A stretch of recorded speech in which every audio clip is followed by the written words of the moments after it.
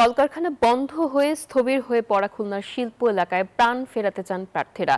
সেই সাথে মাদক নির্মূল, কর্মসংস্থান, ইকোনমিক জোন ও আইন শৃঙ্খলা উন্নয়নে প্রতিশ্রুতি ভোটের মাঠে মেরুকরণ তৈরি করছে।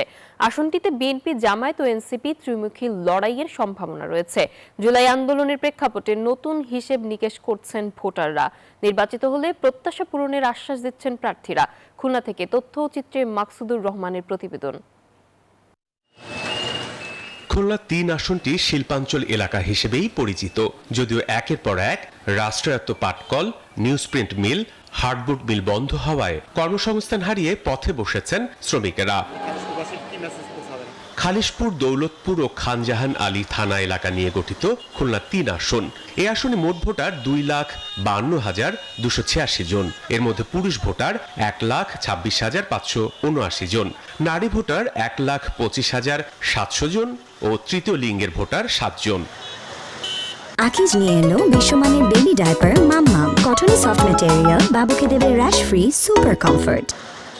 শ্রমিক অধ্যুষিত আসনটিতে ভোটের মাঠে শ্রমিকরাই বড় ফ্যাক্টর। তবে জুলাই আন্দোলনে পরিবর্তিত পরিস্থিতিতে নির্বাচিত হলে বন্ধ মিল কারখানা চালু ও কর্মসংস্থান সৃষ্টির পাশাপাশি মাদক নির্মূলের প্রতিশ্রুতি দিচ্ছেন প্রার্থীরা। বেকার যুবকদেরকে যদি আমরা কর্মসংস্থান বা চাকরি দিতে পারি, আমরা বিশ্বাস অনেকাংশে আমরা এই সমাজটাকে আমরা সুন্দর করতে পারবো। নির্বাচন সামনে রেখে ভোটারদের প্রত্যাশা পূরণের আশ্বাস দিচ্ছেন জামাতের প্রার্থীও। মানুষ যদি আমাদেরকে সেবা করার সুযোগ দেয়, তাহলে আমরা বন্ধ কলকারখানাগুলো চালু করার জন্য চেষ্টা করব ইনশাল্লাহ। শ্রমিকরা বেকার হয়ে পড়েছে, তাদের কর্মসংস্থানের ব্যবস্থা করতে চাই। তবে পিছিয়ে পড়া অবহেলিত এই জনপদে এবার শুধু প্রতিশ্রুতি নয়, বাস্তবায়ন চান ভোটাররা।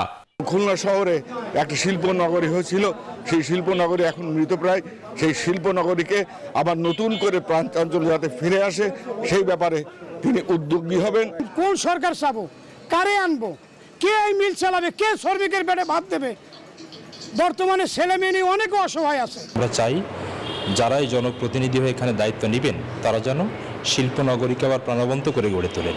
জুলাই আন্দোলনের প্রেক্ষাপটে আগামী ত্রয়োদশ নির্বাচনে যোগ্য ব্যক্তিরা জনপ্রতিনিধি হোক, এমনটাই প্রত্যাশা ভোটারদের। Desk report, news 24।